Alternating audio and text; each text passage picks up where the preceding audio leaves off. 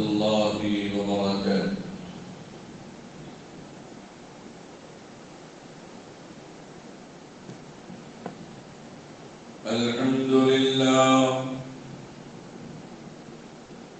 الحمد لله نحمده ونستعينه ونستغفره ونؤمن به ونتوكل عليه ونعوذ بالله من شرور أنفسنا ومن سيئات أعمالنا من يهده الله فلا مضل له ومن يضلله فلا هادي له ونشهد أن لا إله إلا الله وحده لا شريك له ونشهد أن سيدنا وحبيبنا ونبينا ومولانا محمدا عبده ورسوله. اللهم صل على محمد في أول كلامنا. اللهم صل على محمد في أوسط كلامنا. اللهم صل على محمد في آخر كلامنا. اللهم صل على محمد وعلى آله وأصحابه وأزواجه وأهل بيته وذرياته أجمعين. أما بعد فأعوذ بالله من الشيطان الرجيم. بسم الله الرحمن الرحيم. إن صلاة تنهى عن الفحشاء والمنكر والبغي. يا أيها النبي قل لأزواجك وبناتك. أما بعد فقد قال النبي صدق الله مولانا العظيم وصدق رسوله النبي الكريم. ذلك من الشاهدين لمن الشاكرين والحمد لله رب العالمين. قابل قدر بزرگوں، عزیز نوجوان ساتھیوں، اللہ رب العزت کا بے انتہا فضل اور کرم، اس کا احسان عظیم ہوا. اللہ رب العزت نے مجھے اور آپ کو اس پرفتن ماحول میں اپنے ایمان کی سلامتی، اپنے ایمان کو محفوظ کرنے کی توفیق عطا فرمایا. اس پرفتن ماحول میں اللہ رب العزت نے مجھے اور آپ کو اپنے مبارک گھر مسجد میں آنے جانے، عبادت کرنے، اللہ سے مانگنے، اللہ کو یاد کرنے کی توفیق عطا فرمایا. طوفانی ارتداد سے اپنے اور اپنے بچوں کے ایمان کی حفاظت کیسے کریں، اس سلسلے میں چونکہ سارے عالم کے اندر امت مسلمہ ایک نئے فتنے کے اندر مبتلا ہے. ہر ریاست، ہر ملک کے اندر دشمن عناصر، دشمن کے غیور، یہ جو غیرت مند مسلمان کے پیچھے ہاتھ دھو کر پڑے ہوئے ہیں. کہیں تو حلال نام سے حرام چیزوں کو کھلانے میں لگے ہوئے ہیں، کہیں تو مسلمانوں کا لبادہ لباس اوڑھ کر مسلمانوں کو دھوکہ دے رہے ہیں.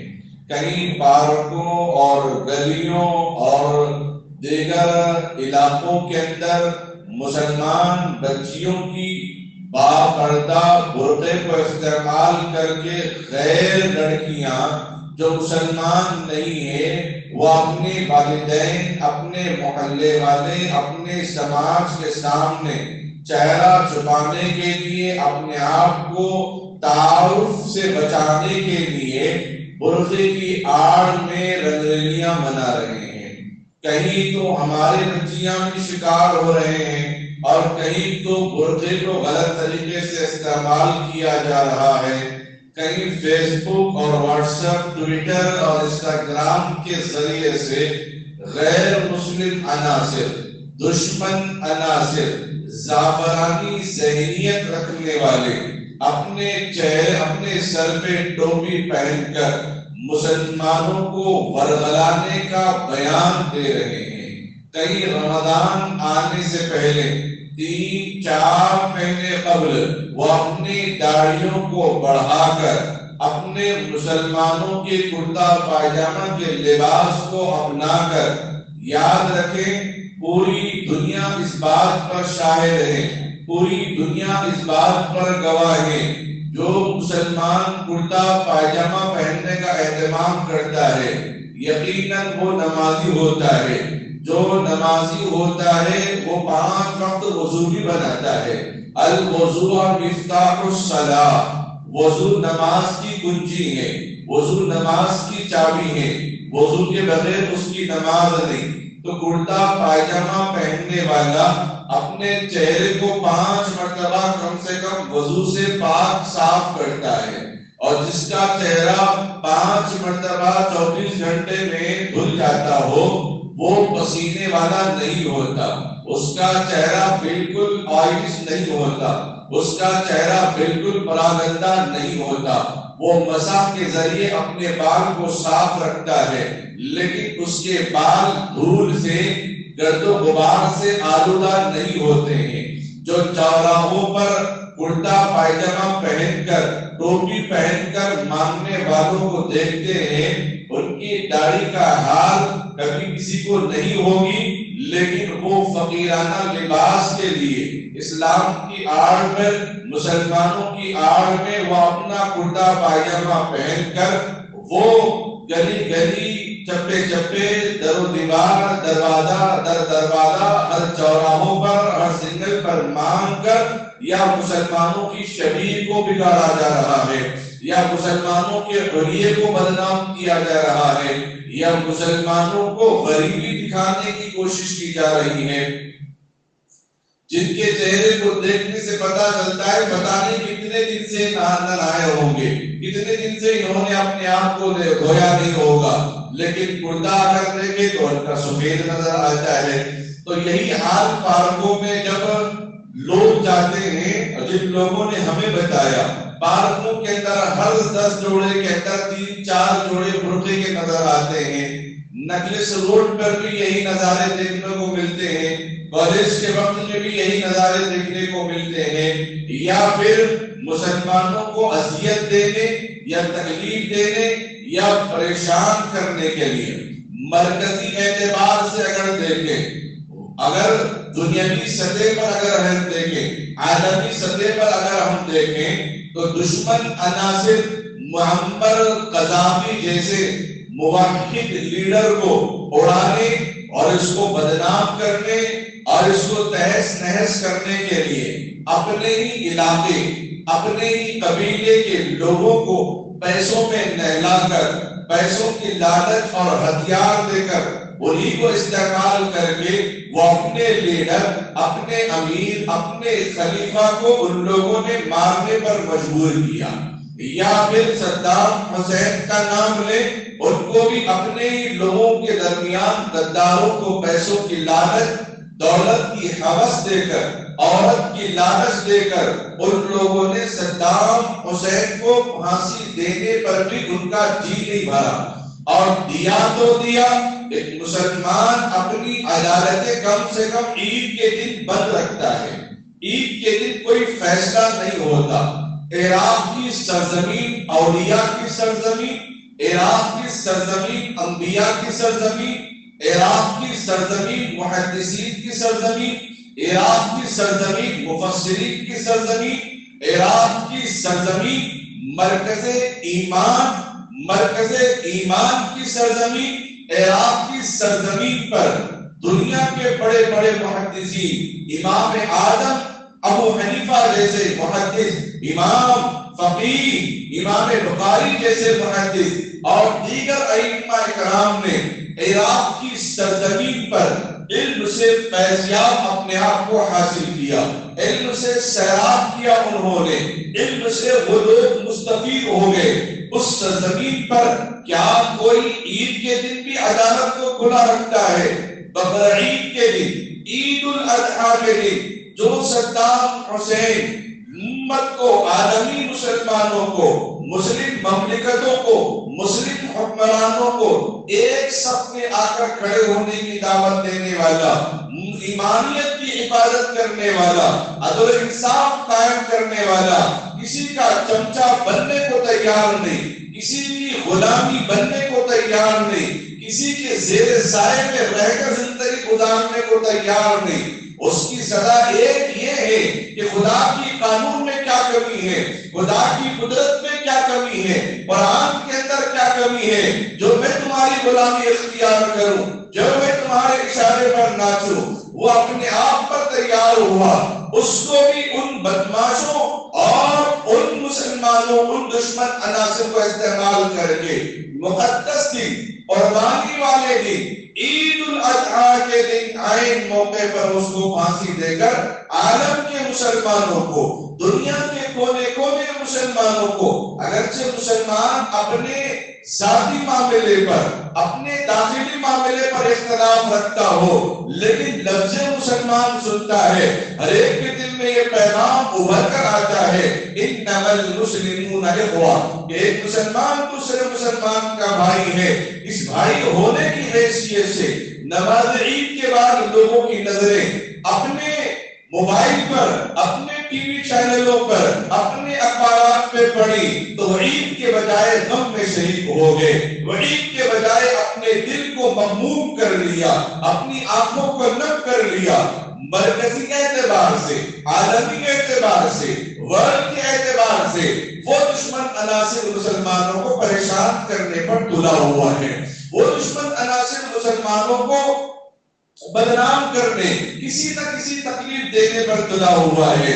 اور اس موقع پر، آج کے اس زمانے میں، آج کے اس ماحول میں، مجھے اور آپ کو جن علاقوں میں ہم رہتے ہیں ان علاقوں میں اپنے ایمان، اپنے بچوں کی، اپنے بچیوں کی، اپنے جائیداد کی، اپنے مسلم معاشرے کی، اپنے مسلم سوسائٹی کی، اپنی عبادت گاہوں کی حفاظت کرنا یہ امت مسلمہ کا عین فریضہ ہے۔ یہ امت مسلمہ کے اوپر ہر ایک انسان پر ذمہ داری بنتی ہے، جس کو اللہ نے دو آنکھ دی، جس کو اللہ نے بولنے کے لیے زبان دیا ہو، جس کو اللہ نے چلنے پھرنے اور کام کے لیے ہاتھ اور پیر دیے ہو، کیا اس خدا کے نظام کی حفاظت کرنے کے لیے، کیا اس خدا کے بندوں کے تحفظ کے لیے، کیا اس خدا کے بندیوں کی عزت کی حفاظت کرنے کے لیے اس نام پر کیا مسلمان ایک نہیں ہو سکتے؟ کیا مسلمان نیک نہیں ہو سکتے؟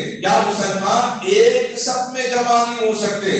عالمی مسئلے کو اٹھائیں گے تو بہت بڑے مسائل موجود ہیں، اور ہمیں اب اس موقع پر اپنے ہندوستان کے اندر اور اپنے اسٹیٹ، اپنے ریاست کے اندر جو فتنے ابھر رہے ہیں، مسلمانوں کو ایمان سے دور کرنے کی جو سازشیں ہو رہی ہیں، مسلمانوں کو کمزور بنانے کی جو سازشیں ہو رہی ہیں، مسلمانوں کے اندر کمتری اور کہتری پیدا کرنے کی جو سازشیں ہو رہی ہیں، اس موقع پر امت مسلمہ اپنے آپ کو ڈر کا شکار بنا لیا، خوف کا شکار بنا لیا، اپنے آپ کو ایک تذبذب کا شکار بنا لیا۔ اس موقع پر جبکہ انصاف کی ضرورت ہے، اس موقع پر جبکہ انسان کو عدل کی ضرورت ہے، اس موقع پر جبکہ مسلمان کو ایک ہونے کی ضرورت ہے، پہلے ان فتنوں پر جو اعتداد کے فتنوں کے آڑ میں جو مسلمانوں کو پریشان کیا جا رہا ہے، ان چیزوں پر ذرا دائرانہ نظر اٹھا لیں، ان چیزوں پر ذرا دائرانہ نظر ڈالیں۔ ٹرینوں کے اندر نماز پڑھنے والے نماز پڑھتے ہیں، آج سے 5 سال پہلے کسی کو کوئی شکایت نہیں تھی، یا 10 سال پہلے کسی کو کوئی شکایت نہیں تھی، کہیں ٹرین پہ کوئی نماز پڑھتا ہوا دکھائی دیتا تو اسی ڈبے میں کم سے کم 4-5 لوگ آتے اور کہتے کہ اس پانی میں ہمیں دب کر کے دے دیجیے، ہمیں ذرا دعا کر کے دے دیجیے۔ یہ احترام تھا پورے ہندوستان کے اندر، غیر مسلم غیر ہندوستان کے اندر بھی یہی احترام آج بھی موجود ہے۔ تو جن علاقوں کے اندر جن ٹرین کے ڈبوں میں کوئی آدمی نماز پڑھتا تو اس کے قدر کی نگاہوں سے دیکھا جاتا، اس کو عظمت کی نگاہوں سے دیکھا جاتا، لیکن آج دہشت گرد کی نگاہ سے دیکھا جا رہا ہے۔ اس کا قصور یہ ہے کہ اس نے ٹرین کے اس حصے کو صاف کر کے 2 رکعت نماز پڑھی ہے۔ کتنے منٹ کے لیے؟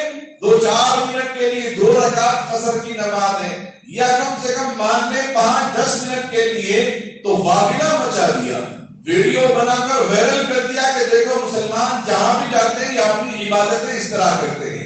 حقیقت تو یہ ہے کہ ہر چوراہوں پر آپ کی مسجد اعلان کر رہی ہے، ہر چوراہوں پر آپ کے عبادت گاہیں ہمارے راستے کو تنگ کر دیتی ہیں۔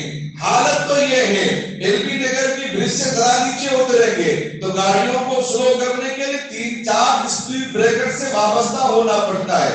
پتہ نہیں کب بریک خراب ہو جائے گا، پتہ نہیں کب شاک ابزر خراب ہو جائیں گے، مریض ہوگا تو وہ اچھل کر کب اس کو موت آ جائے گی نہیں معلوم، صرف وہ ایک چھوٹی عبادت گاہ کے لیے۔ تو چوراہوں پر آپ کی عبادت گاہیں ہیں، اس سے کوئی مطلب پیدا نہیں ہوا۔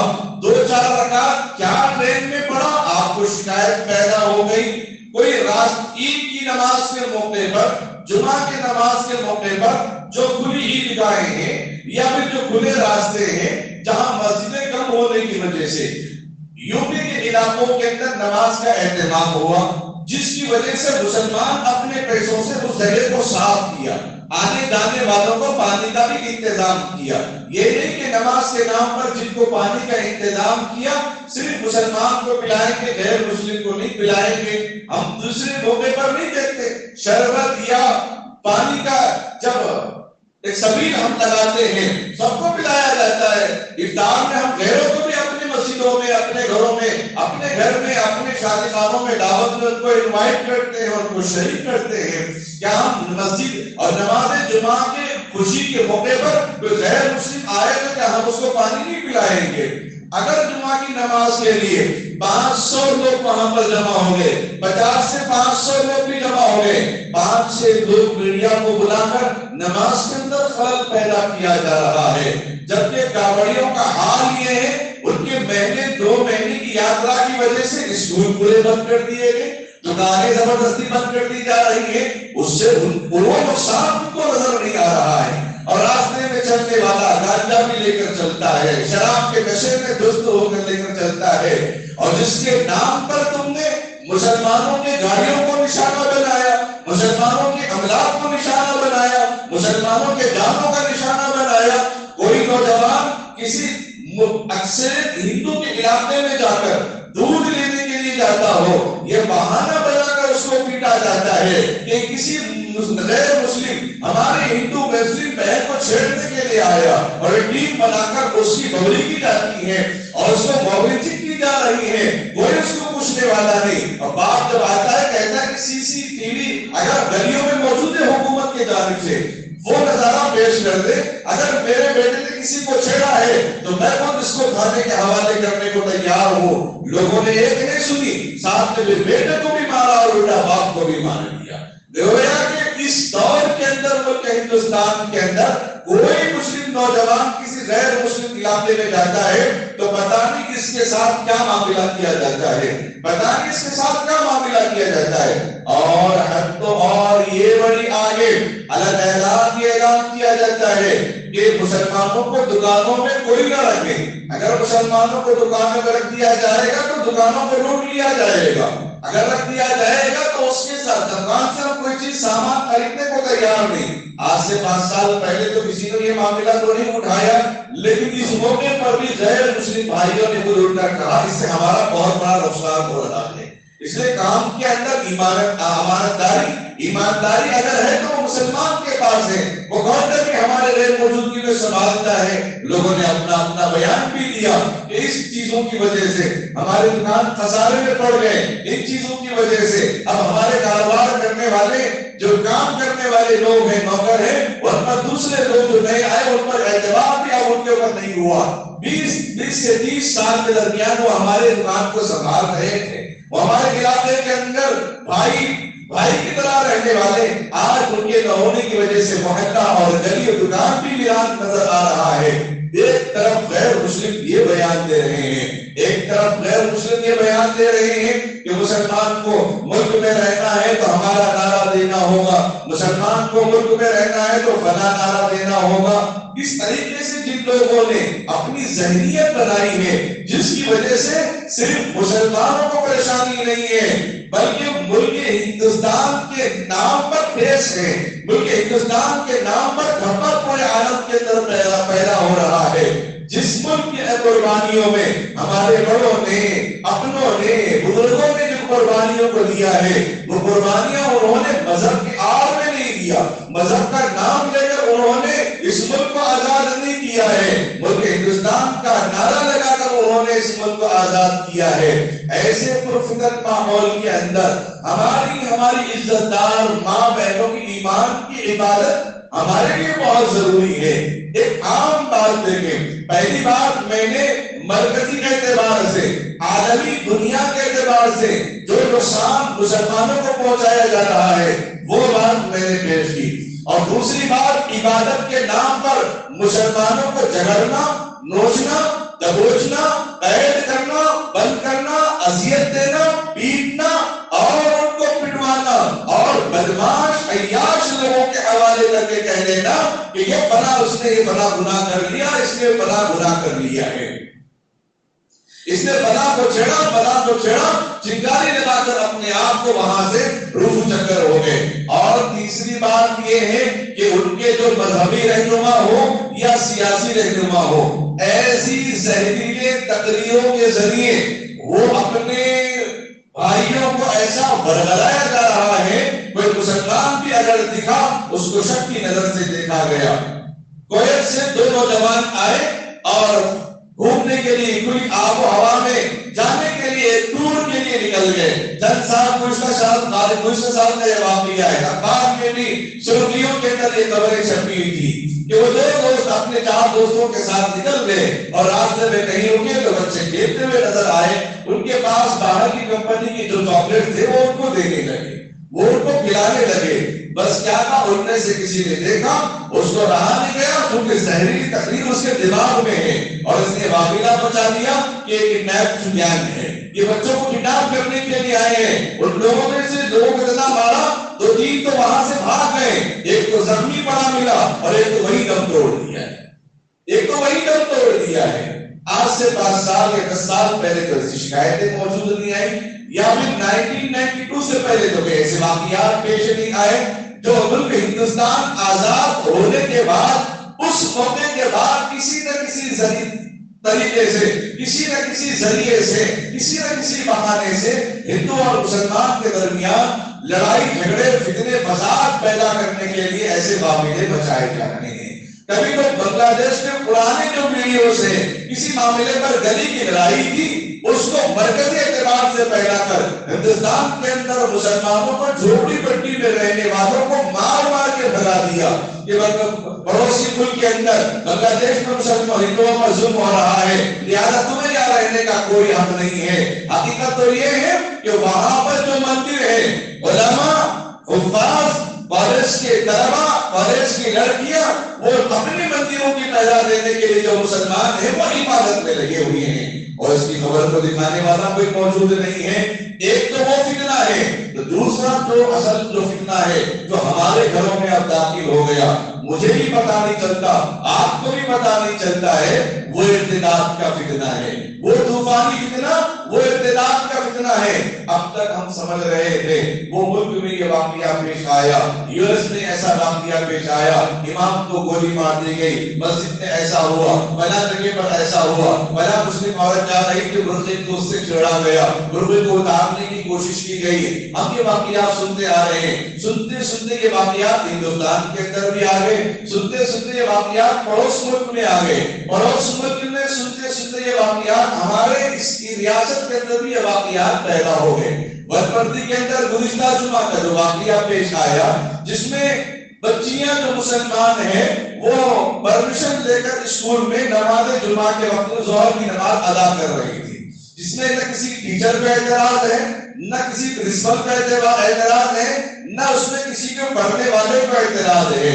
بس یہ خبر بھڑک لگی ان زعفرانی تنظیموں کو جن لوگوں نے زہریلی تقریر سنی, وہ دیکھنا موقع مل گیا, فوراً ان لوگوں نے جا کر ویڈیو بنا کر اور اسکول کو بدنام کرنے اور مسلمان بچیوں کو بدنام کرنے کی کوشش کی گئی تھی. انتظامیہ نے خاموشی اختیار کی, مسئلے کو وہی دبانے کی کوشش کی, لیکن اس کو بہت وائرل کر کے مسلمان بچیوں کو بدنام کیا جا رہا تھا. اس میں بھی غلطی ہماری ہے, ہم نے ایسے اسکول کا انتخاب نہیں کیا جہاں عبادت کا پردے کا اہتمام کیا جاتا ہو, جہاں عبادت کا پردے کا اہتمام کیا جاتا ہو, ہم نے ایسے اسکول کا اہتمام نہیں کیا. عثمان غنی رضی اللہ تعالیٰ وہ صحابی ہیں جن کے بارے میں نبی علیہ السلام نے فرمایا کہ عثمان غنی وہ ہیں جن سے فرشتے بھی پردہ کرتے ہیں, باحیا ہوتے ہیں. آقا مدنی سرکار دو عالم صلی اللہ علیہ وسلم لیٹے ہوئے ہیں, اپنی عائشہ صدیقہ رضی اللہ تعالی عنہا تشریف فرما ہے,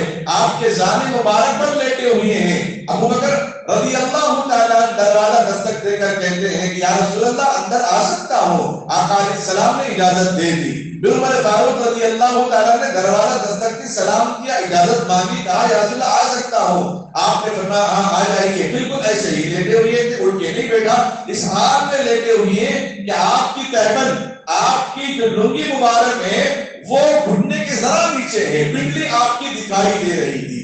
پھر کچھ دیر کے بعد عثمان غنی رضی اللہ تعالیٰ تشریف لائے, دروازہ کھٹکھٹایا, کہا یا رسول اللہ میں اندر آ سکتا ہوں. تو کہا ایک منٹ رکو, اور اس آقا علیہ السلام اٹھ کے اپنے تہبند کو سیدھا کر لیا اور اس کے بعد کہا کہ ہاں اندر آئیے. جب اندر آئے باتیں ہوئی, چلے گئے. اس کے بعد اپنی عائشہ صدیقہ رضی اللہ تعالیٰ عنہا فرماتی, اس وقت پردے کی آیت بھی نازل نہیں ہوئی تھی, یہ بھی ذہن میں رکھتے. امی عائشہ صدیقہ رضی اللہ تعالیٰ عنہ فرماتی کہ یا رسول اللہ ابو بکر میرے ابا آئے, آپ اٹھ کے نہیں بیٹھے. عمر فاروق آئے, آپ اٹھ کے نہیں بیٹھے. جب عثمان غنی کی آواز سنی تو اٹھ کے بیٹھ گئے. آقا مدنی سرور کونین صلی اللہ علیہ وسلم فرماتے ہیں کہ عائشہ عثمان وہ ہے جن سے فرشتے بھی حیا کرتے ہیں, اور مجھے گوارا نہیں ہوا کہ میں اس طرح لینا رہوں کہ میری پنڈلی دکھائی دیتے رہے. اتنے حیادار. تو گویا عثمان غنی رضی اللہ تعالیٰ ایک مرد صحابی ہیں, کوئی خاتون نہیں ہے, جن کو حیا کے بارے میں اتنی فکر, جس کی وجہ سے فرشتے بھی ان کو دیکھ کر رس کرتے تھے. تو ہمارے امت مسلمہ کی بہنیں کتنے باحیا ہونا چاہیے, کتنی پاپردہ ہونا چاہیے. اگر ہم کہہ دیں جنابی کی ہمت, جو قرآن کریم میں اللہ نے صاف لفظوں میں کہہ دیا کہ اپنے پردے کو لٹکاتے ہوئے نکلنا ہے, اپنے پردے کو لمبا کرنا ہے, ٹخنوں کے نیچے پردہ کر کے آپ کو نکلنا ہے. جب بچی بالغ ہو چکی ہے اس کو یہ اہتمام کرنا, پردے کا پابند بنانا ہے. تو آج کل کے نوجوان اور آج کل کے پڑھے لکھے لوگ یہ سمجھتے ہیں کہ یہ مولانا تو پرانے زمانے کے پرانے دماغ لے کر بیٹھے ہوئے ہیں. جب بچی ہماری غیر کے ساتھ چلے جائے گی ان بے پردگی کی وجہ سے, جب بچی ہماری محرم کا خیال نہیں کرے گی, جب بچی ہماری غیر محرم کا خیال نہیں کرے گی, جب وہ زنا کر کے نکل جائے گی تب پردے کا خیال آئے گا. یہ ایک مولوی کی بات نہیں, نہ ایک عالم ایک خطیب کی بات ہے, بلکہ یہ بات تو قرآن مجید کی ہے. آپ کہتے ہیں کہ ماڈرن زمانہ ہے, نیا زمانہ ہے, نیا جنریشن چل رہا ہے, نیا دور چل رہا ہے, نئی ڈگریاں اور نئی نئی کمپنیاں کھلی ہیں, تو اس ماڈرن زمانے کے حساب سے اس کلچر میں ہم کو ڈھلنا ہے. ٹھیک ہے, ماڈرن نیا ہوگا, زمانہ نیا ہوگا, کلچر نیا ہوگا, قرآن تو نیا نہیں ہے. اللہ کا فرمان تو پرانا, اللہ کا فرمان تو پرانا ہے. اللہ کا فرمان کیا بدلا جائے گا, قرآن کا فرمان کیا بدلا جائے گا؟ کیا نبی کی شریعت کو بدلا جائے گا؟ ارے نبی کی شان میں گستاخی برداشت نہیں ہے، اور نبی نے کہا کہ اپنے بچیوں کو پردے کا پابند بناؤ، قرآن نے کہا کہ اپنے بچیوں کو پردے کا پابند بناؤ، اس چیز کا ہمیں خیال نہیں، نبی کی باتوں کا ہمیں خیال نہیں، خدا کے احکام کا ہمیں خیال نہیں، اور یہ کہتے کہ نہیں ان کا نظریہ تنگ ہے، ان کا نظریہ تنگ ہے۔ اگر کوئی لڑکیاں بے پردہ ہوتی ہیں، جب ان سے کہا جاتا ہے کہ بھئی اپنے پردے کا خاص خیال رکھو، آپ اپنی آنکھیں بند کر لو، آپ تجھے کیوں دیکھ رہے ہیں؟ آپ میرے لباس کو کیوں دیکھ رہے ہیں؟ میرے دل کو دیکھو، میں تو صاف ہوں۔ میرے دل کو دیکھنا تو اللہ کا کام ہے، دل کا دیکھنا انسان کا کام نہیں ہے۔ دل کو دیکھنا اگر انسان کا کام ہوتا تو ایک دوسرے اس طرح ہم یہاں بیٹھے ہوئے نہ ہوتے، کتوں کی زندگی ہم باہر گزار لیتے، ایک دوسرے کو مار مار کے پیدا ہونے کے بعد جینے سے پہلے ہم اس کو ختم کر دیتے، کیونکہ اس کے دل کا حال معلوم ہے، یہ بڑا ہونے کے بعد بابا کی بغاوت کرنے والا ہے، یہ بڑا ہونے کے بعد ماں کو قتل کرنے والا ہے، یہ بڑا ہونے کے بعد بہن کو مارنے والا ہے، یہ بڑا ہونے کے بعد جائیداد ہڑپنے والا ہے، یہ بڑا ہونے کے بعد والدین کو تکلیف دینے والا ہے، یہ بڑا ہونے کے بعد والدین کو پریشان کرنے والا ہے۔ یہ دل کی کیفیت اللہ رب العزت جانتے ہیں، دل کی کیفیت کا جاننا میرا اور آپ کا کام نہیں ہے۔ زبان سے ہم نے سنا یہ مسلمان ہے، آنکھوں سے ہم نے دیکھا یہ مسلمان ہے، اس مسلمان بہن کی عزت کرنا ہمارا کام ہے، اس مسلمان نوجوان کا احترام کرنا ہمارا کام ہے، اور بزرگ انسان کا احترام ہمارے ذمہ جو قرآن نے ہمیں بتا دیا وہ ہمارا کام ہے۔ بقیہ اندرونی کیفیت وہ اللہ کے حوالے، اندرونی معاملات کو اللہ رب العزت کے حوالے ہیں۔ ہمارے ان بچیوں کو ان باتوں کو غور سے سنے، کوئی یہ رسمی تقریر نہ سمجھے، یہ جمعہ کی تقریر سمجھ کر نظر انداز نہ کر لے۔ ہماری بچیوں کو ہم تعلیم برابر دیں گے، لیکن ففتھ کلاس کے بعد کوئی ایڈمیشن نہیں دیں گے، مغرور کی تعلیم نہیں دیں گے۔ ففتھ کلاس کے بعد لڑکیوں کی تعلیم کا نظام جہاں الگ ہوگا، لڑکوں کی تعلیم کا نظام جہاں الگ ہوگا، اس تعلیم کا ہم اہتمام کریں گے۔ ابھی ایک ہفتہ پرانی خبر ہے، جمعہ کی نماز پڑھ کے چلا گیا، دوسرے دن ہفتے کے دن ایک مسئلہ آ گیا کہ لڑکا انٹر میں ہے، لڑکی 10th کلاس کے اندر ہے، اور دونوں ضد میں بیٹھے ہوئے کہ ہم شادی کر دیں گے۔ شریعت تو اجازت دے گی، لیکن قانون ہندوستان کا اجازت نہیں دے گا۔ اگر ہم ان کو منع کریں گے، باپ پردے کے پیچھے وہ زنا کر لیں گے، پتہ نہیں کیا کیا کریں گے، گھر کے اندر پردے باندھنے کے منصوبے بنائیں گے، زیورات چوری کر کے، یا پھر کسی طرح کہیں نہ کہیں ہم چلے جائیں گے، یا کسی کے یہاں بنا لیں گے، کچھ بھی کر لیں گے۔ جوانی کی عمر ہے 13-14 سال کے بعد 20-21 سال تک بچے سمجھتے نہیں۔ اگر ان کو ڈرائیں گے دھمکائیں گے، وہ الٹا اپنا ریئیکشن دکھاتے ہیں، کیوں؟ کیا میرے پاس اتنی طاقت نہیں ہے؟ کیا میں نہیں سمجھ سکتا اس بات کو؟ کیا میں وہاں نہیں جا سکتا؟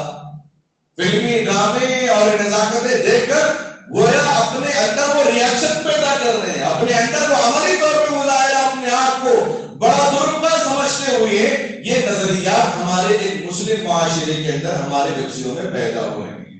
اور حال یہ ہے کہ ہمارے ان بچیوں کا جو 20 سال ہو چکے ہیں، بعض گھرانے کے اندر بھی اہتمام ہو رہا ہے کہ بھئی بچی بالغ ہو گئی، نکاح کا اہتمام کر لیں گے، لیکن 20 سال جہاں عمر ہو گئی، کہنے لگے ابھی کیا عمر ہے اس کی؟ جب بالغ ہو گئی ہے اس کا مطلب یہ ہے کہ وہ نکاح کی خواہش اللہ تبارک و تعالیٰ اس کے اندر وہ پیدا کر کے رکھے ہیں، نکاح کی صفات اللہ تبارک و تعالیٰ پیدا کر کے رکھے ہیں، تو تب سے ہی کسی نہ کسی موقع پر غذا کی وجہ سے یا ننگا ناش تصویروں کی وجہ سے، فلمی ڈراموں کے مکالمے کو دیکھنے کے بعد کہ جو بالغ ہو جاتے ہیں بچے، ان کے اندر ایک عجیب کیفیت پیدا ہو جاتی ہے۔ مسئلے کو بتانا بھی واضح اور بہت ضروری ہوتا ہے۔ تو بچوں کے نکاح نہ ہونے کی وجہ سے وہ اپنی جنسی خواہش کبھی کبھی تنہا اکیلے کر لیتے ہیں، جس میں لڑکیاں بھی شامل ہیں، جس میں لڑکے بھی شامل ہیں۔ لڑکوں کے مسائل تو میرے پاس آئے، لڑکیوں کے مسائل جن لوگوں نے دیکھا ان لوگوں نے مجھے بیان کیا۔ لڑکوں کے مسائل وہ اپنے ہاتھ سے ہی انتظار کرنے لگے، اپنی خواہش پوری کرنے لگے، انہیں یہ بھی نہیں پتا کہ انصاف ہونے کے بعد غسل واجب ہوتا ہے۔ انہیں یہ معلوم ہے کہ کھڑے ہو کے کہا پیشاب کر لیا، پانی استعمال نہیں کیا تو نماز نہیں پڑھ سکتا، حالانکہ غلط ہے یہ مسئلہ، وہ نماز پڑھ سکتا ہے وضو بنا کر، لیکن انہیں یہ مسئلہ نہیں معلوم۔ تو وہ ایسے وہ اپنی جوانی کو تباہ کر رہے ہیں، وہ اپنی جوانی کو تباہ کر رہے ہیں۔ اور جو بچیاں ہمارے آج کل کے آپ سروے کر لیں، ہر ایک پر یہ نظریہ قائم نہ کریں لیکن اس وقت جو ہمارے بچیاں انطلاق کے دہانے پہ جا رہی وہ بات میں آپ کو بتانا چاہتا ہوں. پہلے مسلم معاشرے کو دیکھ لیں گے, اس کے بعد انطلاق میں ہماری بچیاں کیوں جا رہی ہیں, اس پہ نظر ہونا ہماری, اس پہ فکر ہونا ہمارے لیے بہت ضروری ہے. ابھی حال ہی قریب پرسوں 1 دن 2 دن پہلے ہی, اور بچے کی عمر تقریباً 30-23 سال ہے, وہ الحمدللہ وہ کمانے کے لیے قابل ہے. تقریباً اس کی تنخواہ 40 سے 45 ہزار کے درمیان ہے. وہ اپنے باپ سے کہنے لگا کہ مجھے رشتہ آیا ہے, تو میں تو لڑکی کو نہیں دیکھا, بس میں چاہتا ہوں کہ رشتہ طے کر کے رکھتے یا نکاح کر کے رکھتے, جب بولے آپ اس وقت رخصتی کر لیں گے. وجہ یہ ہے کہ تاکہ میرا خیال, میرا نظریہ کسی کی طرف نہ جائے, میں یہ سوچ کے بیٹھا ہوں میرا نکاح تو طے کر کسی کی طرف میں کیوں دیکھوں. اس نے اپنا نظریہ صاف بتا دیا.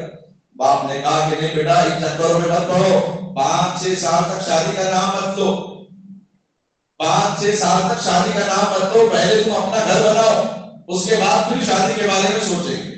اور جب تک یہ جوان بچہ اور ماحول میں رہ کر نوکری کرنے والا آدمی جب باہر سے گھر پہ آتا ہے تو اس کے اندر ایک الگ گرماہٹ پیدا ہو جاتی ہے ہر انسان کے اندر. خود اللہ کے نبی صلی اللہ علیہ وسلم نے ارشاد فرمایا, میں باہر گیا اور مجھے خیال آیا تو پھر میں گھر کے اندر آیا, تو گھر میں آنے کے بعد جو میری خواہش تھی میں اپنے بیگم سے میں نے مکمل کر دیا. تو ان نوجوانوں کے اندر جب یہ خواہش پیدا ہو اور 5-6 سال تک آپ نکاح کو روک لیں گے تو پھر وہ نوجوان کیا کریں گے, وہ خاموشی کے ساتھ اپنی خواہش مکمل کرنے کے لیے نئے راستے اختیار کر لیں گے. ایسے واقعات کی بڑی ذمہ داری سے شاہد ہوں, گواہی کے طور پہ میری بات سامنے آئی ہے. بعض بچے بچیاں جب مل رہے ہیں بغیر بولے کالجوں کے باہر, جب وہ مسلمان ہیں تو وہ سوچنے لگے بھائی ہم اس طرح کیوں ملے, ہم نکاح کر لیتے ہیں. بعد میں جب آپ کا رشتہ آیا تو آپ اپنا رشتہ کر لینا, اس کے بعد میں آپ کا رشتہ کر لو, جب تک ہم کر رہے تو کم سے کم ہم گناہ میں تو نہیں ہے. اس طریقے سے ہیلے بہانے بنا کر یہ نئے طریقے استعمال کرے. اور مجھے ڈر ہو رہا ہے اس بات کو بولتے ہوئے کہ سننے والے کوئی نوجوان بولے یہ بھی کوئی جواز کا مسئلہ مل گیا چلو اچھا ہے. اگر نہیں سنائیں گے تو دو طرف سے بھی رہیں گے, کیونکہ ماں باپ تک ذمہ داری یہ بات پہنچانا بھی ضروری ہے, ماں باپ تک یہ پیغام پہنچانا بھی ضروری ہے کہ حالات کس طریقے سے چل رہے ہیں, حالات کس طریقے سے چل رہے ہیں. اب دونوں سیٹ پہ بیٹھے ہوئے ہیں کہ انٹر میں فرسٹ ایئر میں پڑھنے والا بچہ, ابھی پوچھ گاڑی بھی اس کی نہیں آئی, دنیا کا تجربہ بھی تھوڑا ہونا چاہیے. اگر ماں باپ, اچھا میوات ایک ایسا علاقہ ہے جب میں پڑھتا تھا دہلی کے اندر, تو میرے اس جماعت کے اندر تقریباً 23 میواتی تھے, میوات کے 23 طلبا تھے. ان 23 میں سے 17 بچوں کی شادی ہو گئی جن کے چہرے پہ ایک بات بھی نہیں. اور ذمہ داری ماں باپ اٹھا رہے ہیں, تم پڑھتا تو پڑھ کے آؤ, اس کے بعد اپنی ذمہ داری سنبھالنا. ہم یہ سمجھ رہے ہیں بچہ جب تک کمانے کا قابل نہیں ہوگا, بھائی باپ مقروض ہوا تو بیٹا بھی مقروض ہونا ضروری ہے, باپ قرضدار ہوا تو کیا بیٹا قرضدار ہونا ضروری ہے. کبھی ایسا ہوتا ہے کہ باپ قرضہ نہیں کرتا, بیٹا قرضہ کر لیتا ہے. کبھی ایسا ہوتا ہے کہ باپ عالم بن گیا, بیٹا شیطان بن گیا. کبھی ایسا ہوتا ہے کہ باپ نمرود بن گیا, باپ وہ آدر بن گیا, اور اللہ نے ابراہیم علیہ السلام کو نبی بنا دیا. یہ تقدیر کا کھیل ہے, اللہ تبارک و تعالیٰ کے ہاتھ میں ہے. اور اللہ کے نبی علیہ السلام نے فرمایا جب رشتہ آ جائے تو اسے نکاح کر دینا چاہیے, صحیح رشتہ آ جائے دیر نہیں کرنا چاہیے. تو لگنے کتنے خود مسلمانوں کے اندر یہ واقعات, یہ حالات پیدا ہو رہے ہیں. اس موقع پر ہمارے لیے ضروری ہے 5th کلاس کے بعد بچی کو ہم اپنے ساتھ رکھیں, پڑھانے کے لیے بھیج رہے ہیں, آپ ساتھ میں لے کے جائیں, اس کو آزادی دیں, کھلائیں پلائیں, جو خواہش کرتی ہیں شریعت اعتبار سے سب کچھ دیں. کسی چیز سے منع کرنے کی بات نہیں کی جا رہی, اس کی عفت, اس کی عزت کی حفاظت کی بات کی جا رہی ہے. اور پھر ان چیزوں میں ہم یہ نظر کریں, شاید 2-3 سال پہلے میں نے واقعہ بتایا, 2003 کا یہ واقعہ نلگنڈے کے اندر ایک واقعہ جس کے سامنے پیش ہوا. اس نوجوان نے مجھے خود بتایا, ایک نوجوان لڑکی کالج میں اپنے غیر مسلم کے ساتھ دوڑنے لگی. جب ان لوگوں کو معلوم ہوا تو اس کا پیچھا کر کے ان لوگوں کو پکڑ لیا. جوانوں کے اندر بہت جذبہ ہوتا ہے ایسے معاملے میں. تو جب ان لوگوں نے پکڑ لیا تو لڑکی نے ایک ہی سوال کیا, گھر کے اندر نکاح کے لیے اخراجات نہیں ہیں, جہیز کا سامان اتنا تیار نہیں کر سکتے, میں اپنی جوانی کو اس طرح گھر میں بٹھا کے رکھنا نہیں چاہتی ہوں, میرے بھی خواہشات ہیں, اگر تم میں سے کوئی نکاح کے لیے تیار ہے تو میں اس کو ابھی چھوڑ دیتی ہوں. ان میں سے کسی مرد جوان نے بھی ہمت نہیں کی. کیوں؟ گھر میں اپنے کیا بولیں گے, گھر میں ابا کیا بولیں گے, خاندان کیا بولے گا؟ اب جوڑے کو مجبوراً چھوڑ دینا پڑا. اس کو سے نوجوان جو میرا طالب علم تھا اس نے بتایا کہ میں اپنے سامنے یہ واقعہ دیکھ کر آیا ہوں, اپنے سامنے ہی میں نے واقعہ دیکھا. اور اسی ہفتے کے اندر کتنے ایسے سارے ویڈیوز جو آپ نے دیکھے ہوں گے واٹس ایپ میں دیگر برقع پوش خواتین, چھوٹی چھوٹی کم عمر کی بچیاں ہیں, وہ غیر مسلم بچوں کے ساتھ گاڑیوں میں جا رہی ہیں, ٹرینوں میں سفر کر رہی ہیں, نہ جانے کیسی کیسی نازیبا حرکتیں ہو رہی ہیں. ایک گیٹ جو خنسا ہے وہ ذات کے اعتبار سے وہ غیر مسلم ہے, اس نے ایک ویڈیو تھوڑا سا جاری کر دیا ہے. اس نے یہ بیان کیا کہ مسلمان, میں احترام سے میں تم لوگوں سے بھائی بہنوں سے پوچھتی ہوں, تم لوگ برقع کیوں پہنتے ہو؟ برقع تم اس لیے پہنتے ہو تاکہ تمہاری عزت ہو, اور برقع بہت احترام مانا جاتا ہے مسلمانوں میں, ہمارے قرآن میں بہت احترام مانا جاتا ہے. اور یہ جو گیسٹ ہوتے ہیں یہ ہر جگہ جاتے ہیں مانگنے کے لیے, کیونکہ ان کو کوئی نوکری کے لیے رکھتا نہیں ہے, تو برقع روٹی روزی کا ذریعہ وہی ہوتا ہے. تو وہ اپنا بیان دے رہی ہے, میں جہاں بھی جاتا ہوں برقعے کے اندر بچیاں, چھوٹی جیسے بچی, کم عمر بچیوں سے لے کر بڑی عمر تک, میں ہر جگہ تقریباً زیادہ میں برقع پہنی ہوئی بچیوں کو دیکھتی ہوں جو سب مردوں کے ساتھ, غیر مسلم کے ساتھ وہ اپنی عیاشی برقعے کے اندر کر رہے ہیں. کیوں تم برقعے کو اتنا بدنام کر رہے ہو؟ اگر تمہیں جانا ہی تو برقع اتاریے. غیر مسلم ایک یہ کا ایک بیان جو ابھی میرے پاس آیا, لیکن اس کے سر پہ حجاب وغیرہ نہیں تھا, تو میں نے کسی کو بھیجا بھی نہیں. گروپ میں آیا علماء کے, میں نے دیکھا تو آج میدان رکھنا میرے لیے ضروری ہے. اور اعتراف یہ ہے کہ اللہ تبارک و تعالیٰ ایسا کایا پلٹتے ہیں کہ دشمن بھی حیران ہو جاتا ہے. عمر رضی اللہ تعالیٰ جو نبی کو قتل کرنے کے لیے نکلے, کسی کے اندر یہ ہمت نہیں تھی کہ محمد رسول اللہ کے نعوذ باللہ سر قلم تک کے آئے. 23 سال بھری جوانی میں عمر رضی اللہ تعالیٰ نے کھڑے ہو کر کہا کہ میں قتل کر کے آؤں گا محمد رسول اللہ کا. لیکن وہ جب گئے تو واپس اسلام قبول کر کے آئے ہیں. اللہ تعالیٰ کیسے کایا پلٹتے نہیں معلوم. تو اب غیر مسلم تنظیموں نے, جو ماروڑی لوگ ہوتے ہیں, وہ مذہب کے نام پر, گاؤشالے کے نام پر بہت پیسہ قربان کرنے کو تیار ہیں. اب اس کے اوپر نام لینا بھی میرے لیے ضروری نہیں, وقت کی بھی تندامنی ہے, جو ہے موقع اس 2 منٹ کے اندر میں یہ بات رکھوں. تو غیر مسلم جو عناصر ہیں مذہب کے نام پر اپنے سارا پیسے کو لگانے کے لیے وہ تیار ہیں.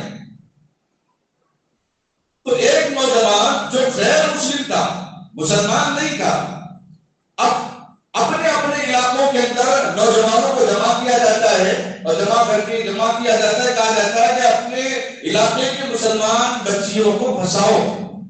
کس باتوں سے پھنساؤ؟ جس طرح ہم اور آپ پھنسے ہوئی ہیں سیاست میں. کوئی پولیٹیکل لیڈر آ کر تقریر میں بولتے ہیں السلام علیکم, تو کیا خوش ہو جاتے ہیں. سجے بھائی کو دیکھ کر اتنا خوش نہیں ہوتے, اس کے سلام سے اتنا خوش ہو جاتے ہیں. اگر کوئی بولتی ہے سبحان اللہ الحمدللہ, تو بڑے بس تالیوں پہ تالیاں, تالیوں پہ تالیاں. لیکن مرکزی اس ہمارے سیاست کے بہت بڑے لیڈر ہیں, نام لینا مناسب ہے, کیونکہ اگر میں نام لوں گا تو وہ رہیں گے مولانا فلاں پارٹی کے ہوں گے. اس کا کہنا یہ ہے, اس نے یہ جملہ اختیار کیا, مسلمانوں کو کچھ بھی دینے کی ضرورت نہیں, خالی نظام کا نام لے دو, 4 مینار تاج محل بول دو, بس بہت خوش ہو جاتے ووٹ ہمارے سے. یہ الفاظ.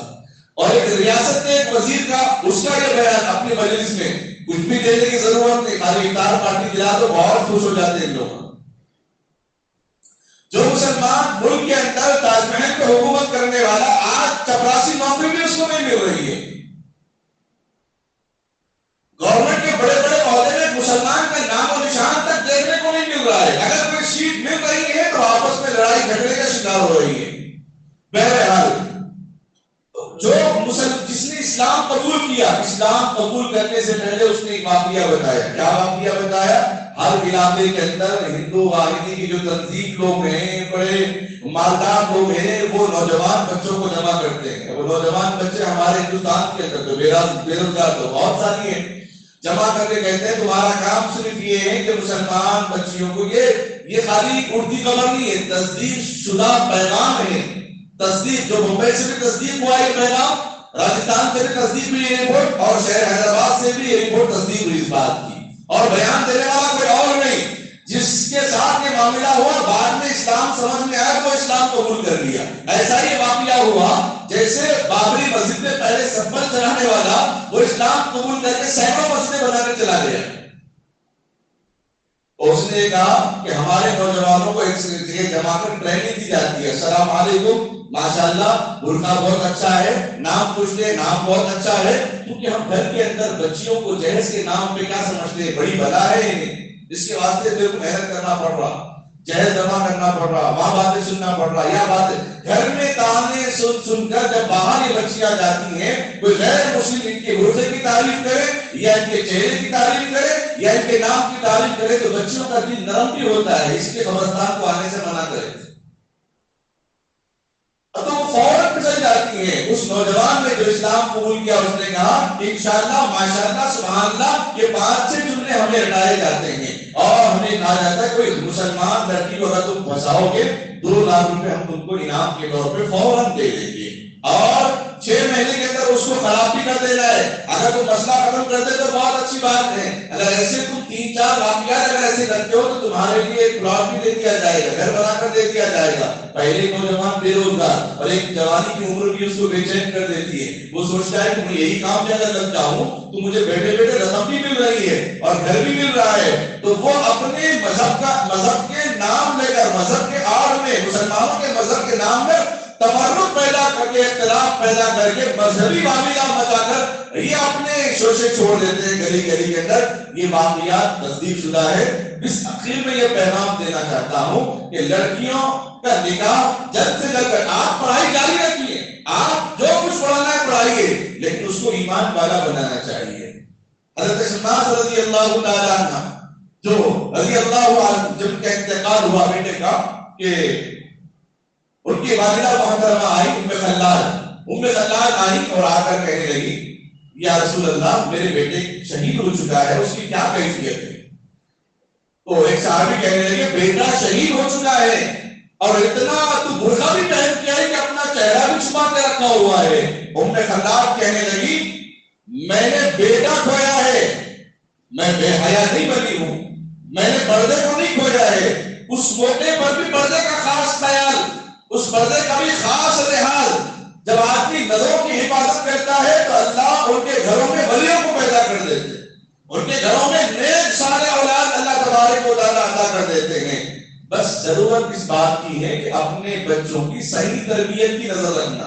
اب جاتے ووٹ دکھاؤ، ووٹ بند کر دو، بنا بنا بولیں گے۔ ایک صاحب ایسے ہی بچے کا، مسلمان بچے سے چکر چل رہا تھا، جب ان کو معلوم ہوا تو یہ خود آفس میں موجود ہیں تو بار بار فون کر رہے گھر پہ ہے نا میں آ رہا ہوں، گھر پہ ہے نا میں آ رہا ہوں، تاکہ یہ بھی باہر نہ جائیں۔ اس کو شک ہو گیا کہ بار بار مجھے اس طرح فون کر کے کیوں کہہ رہے ہیں، شک اس کا یقین میں بدل گیا اور فوراً وہ سامان لے کر رجوع شکر ہو گئی۔ ہر بچی پہ شک کرنا بہت بڑا گناہ ہے۔ اگر کسی کو کوئی علامت نظر بھی آ گئی تو انفرادی ان کی اصلاح کرنا ہے، انفرادی ان کو سمجھانا ہے، اکیلے میں سمجھا دینا ہے۔ تو لہٰذا اپنے بچوں کی نکاح کی فکر کرے۔ جو نوجوان طبقہ ہے اور ان کے ماں باپ ہیں اگر وہ جہیز کا مطالبہ کرتے ہیں تو آج جو نوجوان بچیاں غیر راہ رویے کا جو شکار ہو رہی ہیں، جہیز مانگنے والوں کی وجہ سے وہ شکار ہو رہی ہیں، بیجا جہیز کا مطالبہ کرنے کے والوں سے مانگ رہی ہیں۔ بعض لوگ بولتے ہیں نہیں جہیز کچھ بھی نہیں ہونا، باپ کی تنخواہ اچھی رہنا، اچھے گھرانے سے رہنا، مالدار گھرانے سے رہنا۔ یہ بھی بات تو غلط ہے، چاہے ناک سیدھی بتائیں یا پلٹا کر آپ بتائیں، نیت جب صاف ہوگی تو اللہ تبارک و تعالیٰ آسمان سے خزانے دے گا، ایسے زمین سے ایسے نکالے گا کہ آدمی شمار بھی نہیں کر سکتا ہے۔ بس یہی بات میں اپنی بات ختم کرتا ہوں، اور امت مسلمہ کو اس بات کی بھی سخت ضرورت ہے اپنے بچوں کی تعلیم و تربیت کے ساتھ وہ اکیلے کسی کو باہر نہ چھوڑیں، ساتھ میں یہ نہ سمجھیں نہیں بچی کے اندر بھی ہمت آنی چاہیے اکیلے جانے دیں، نہیں یہ غلط بات ہے۔ باہر آپ بھی نکلتے ہیں میں بھی نکلتا ہوں تو شیطان میرے پیچھے اور آپ کے پیچھے بڑھ لاتا ہے کچھ گناہ کی طرف، اس لیے اللہ سے دعا کیجیے اللہ تعالیٰ ہم تمام امت مسلمہ کو ارتداد سے بچائے، کفر سے بچائے اور زنا سے بچائے، زنا کے قریب جانے سے بچائے۔ الہی رونق اسلام کا سامہ پیدا کر، دلوں میں مومنوں کے الفت ایمان پیدا کر۔ آمین وآخر دعوانا الحمدللہ رب العالمین۔ تو ارتداد کا عنوان آیا ہے، ارتداد کے معنی آتے ہیں مرتد ہونا، یعنی اسلام کو چھوڑ کر کسی دوسرے دین کو اپنانا، اس کو مرتد کہتے ہیں۔ شریعت اسلام میں اس کی بالکل اجازت نہیں ہے۔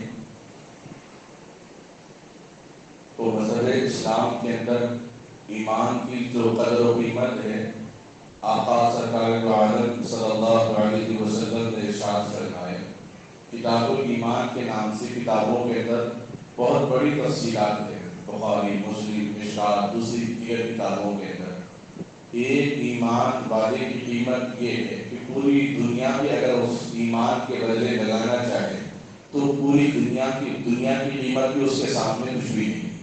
یہ ایمان والے کی عصمت ہے۔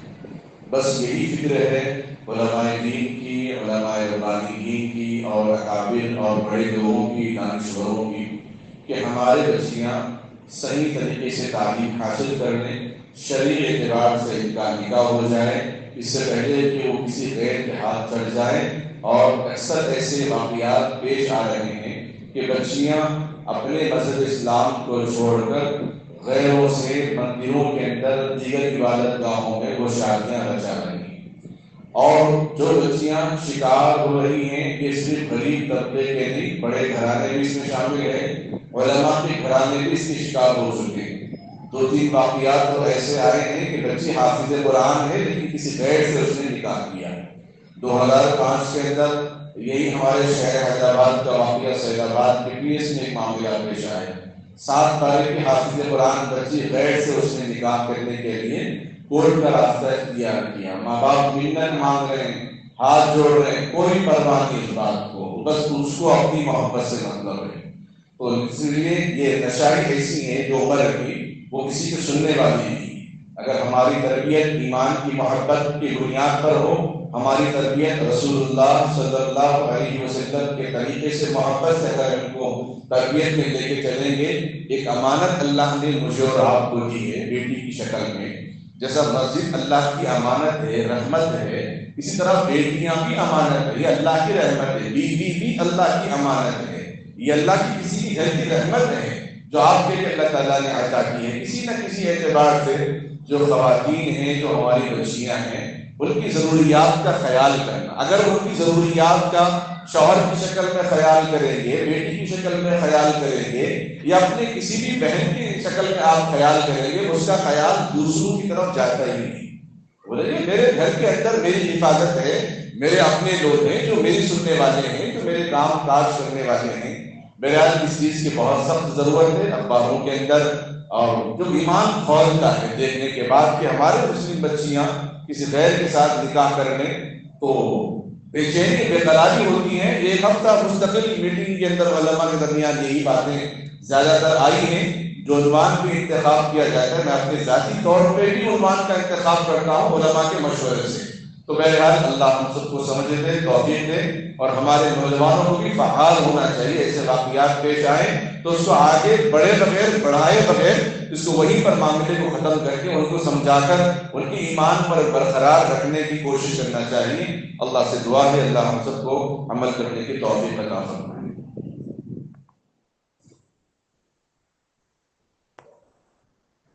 اللهم صل على محمد وعلى آل محمد وبارك وسلم. ربنا ظلمنا أنفسنا وإن لم تغفر لنا وترحمنا لنكونن من الخاسرين. رب اجعلني مقيم الصلاة ومن ذريتي ربنا وتقبل دعاء. ربنا اغفر لنا ذنوبنا يا رب العالمين. اللهم اهدنا الصراط المستقيم صراط الذين أنعمت عليهم من النبيين والصديقين والشهداء والصالحين وحسن أولئك رفيقا. هو الله الذي لا إله إلا هو الأول والآخر والظاهر والباطن وهو بكل شيء عليم. اے اللہ ہم سب کے گناہوں کو معاف فرما، اے اللہ خطاؤں سے درگزر فرما، اے اللہ ہم سب کو نیک مزاج بنا، اے اللہ ایمان کی حفاظت کرنے والا بنا، اپنے بچوں اور اپنے بچیوں کی ایمانی کیفیات کی بھی حفاظت کرنے والا بنا، صحیح طریقے سے تربیت کرنے والا بنا۔ اے اللہ ہماری اولادوں کو دین اور دنیا کی دونوں تعلیم سے وابستہ ہونے کی توفیق عطا فرما۔ اگرچہ کہ دونوں تعلیم ایک ہے لیکن دنیا والوں نے اس کی تعلیم کو تقسیم کر دیا ڈگریوں کے حساب سے۔ اے اللہ بچیاں جو بھی تعلیم حاصل کریں باپردہ ہو کر تعلیم دلانے کی توفیق عطا فرما۔ جہاں بھی جائے بچیوں کی حفاظت کرنا اپنی ذمہ داری سمجھ کر ان کی خدمت کرنے کی توفیق عطا فرما، ان کو خوشحال زندگی دینے اور خوشحال رکھنے کی توفیق عطا فرما۔ اے اللہ جو بچیاں نادان، اے اللہ ناسمجھ بچیاں جو غیر کی طرف اے اللہ چلے گئی ہیں، اے اللہ ان کو واپس ایمان کی توفیق سے مالا مال فرما۔ جو لڑکے بھی اے اللہ جو محبت کی چکر میں مرتد ہو چکے ہیں، اے اللہ ان کو بھی ایمان کی توفیق سے مالا مال فرما۔ جو اور بچیاں اس مسائل میں گھرے ہوئے ہیں، اے اللہ جن کی تصویریں لے کر، اے اللہ جن کے فوٹوز لے کر جن کو پریشان کیا جا رہا ہو، مجبور کیا جاتا ہو برقع پہن کر غلط بیانی دینے پر، اے اللہ ایسے فتنوں سے ہم سب کی حفاظت فرما۔ ہر نوجوان کو، ہر باپ کو، ہر بھائی کو اے اللہ ماں بہنوں کی قدر کرنے، اپنے گھروں میں عزت دینے کی توفیق عطا فرما۔ اے اللہ جو بیمار ہیں ان سب کو شفا عطا فرما، جو مرحومین ہیں سب کی مغفرت فرما، جو پریشان حال ہے سب کی پریشانی کو دور فرما، جو قرض میں ڈوبے ہیں سب کے قرض کے بوجھ کو آسان فرما۔ اے اللہ جن کے ماں باپ بوڑھے ہیں یا اے اللہ بیمار ہیں ان سب کی خدمت کرنے کی توفیق عطا فرما، ہم سب کا ایمان پر خاتمہ فرما، تمام مساجد، مدارس، مکاتب، خانقاہوں کی حفاظت فرما، خصوصاً اس مسجد کی حفاظت فرما، اس مسجد کے بنانے والوں کی حفاظت فرما۔ اے اللہ جو تعمیری کام چل رہا ہے اے اللہ اس کام کو تکمیل کرنے کی توفیق عطا فرما۔ اے اللہ جن جن لوگوں نے اس میں بڑھ چڑھ کر حصہ لیا ہے اے اللہ ان کے تعاون کرنے کو قبول فرما، جن لوگوں نے تیرے گھر کی حفاظت میں اور جن لوگوں نے تیرے گھر کی حفاظت کرنے والوں کی حفاظت میں اپنا مال خرچ کیا ہے اے اللہ ان کی جان، مال، عزت، آبرو اور ایمان کی حفاظت فرما۔ اے اللہ جن جن لوگوں نے دعاؤں کے لیے کہا ہو یا لکھا ہو یا ان کا ہم پر حق ہو ان سب کو اپنے جائز مقاصد میں کامیابی عطا فرما۔ اے اللہ اس دعا کو اپنے فضل و کرم سے قبول و منظور فرما۔ اے اللہ اس دعا کو جو مانگا اسے بھی قبول فرما۔ نبی اکرم صلی اللہ علیہ وسلم کے صدقے طفیل قبول و منظور فرما۔ وصلی اللہ تعالی علی خیر خلقہ محمد وعلی آلہ واصحابہ اجمعین برحمتک یا ارحم الراحمین والحمد للہ رب العالمین۔ ایک ضروری اعلان رہ گیا تھا، اس اعلان کے لیے خاص دعا بھی دی گئی ہے۔ اللہ کرے کہ اس دعا پہ عمل کرنے والوں کے جائز حاجات مکمل کریں۔ باہر مسجد کے کام چل رہا ہے، مسجد کی احاطے میں محسن صاحب کے کمرے کا، جس میں دروازہ اور وائرنگ کی اور کلر کی سخت ضرورت ہے، اس لیے آپ حضرات چاہتے ہوئے کھول کر تعاون فرمائیں، جس کا خرچ 35,000 سے 40,000 کے درمیان ابھی باقی ہے۔ آپ جانتے ہیں کام جب چھڑ جاتا ہے تعمیر کا تو اخراجات بڑھتے جاتے رہتے ہیں، مزدوریاں بھی بہت زیادہ ہیں، اسی لیے آپ حضرات سے گزارش ہے چاہتے ہوئے اس مسجد کے اس مکان کی خاطر کی خدمت کے لیے اپنے مال کو آپ وقف کر دیں۔ انشاءاللہ اللہ تعالیٰ کے یہاں بہت اجر آپ انشاءاللہ حاصل کریں گے۔ اللہ سے دعا ہے جو تعاون کرتے ہوئے جا رہے ہیں، باہر محسن صاحب ان کے پاس رسید کی ہیں یا براہ راست صاحب سے ملاقات کرنا چاہیں تو ملاقات کر سکتے ہیں۔ اللہ حضرات کی خدمات کو قبول کریں۔